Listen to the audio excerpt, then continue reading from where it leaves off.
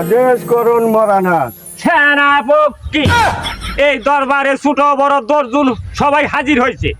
ছলে বলে কৌশলে যেভাবে হোক এই উজির সাহেবকে আমি এই দরবারে চাই। হুজুর আমি তাই যাইতেছি। আজ্ঞা হুজুর আমি হাজির। সেনাপতি, এই রাজ দরবারে তোমার এত দেরি কিসের জন্য হইলো?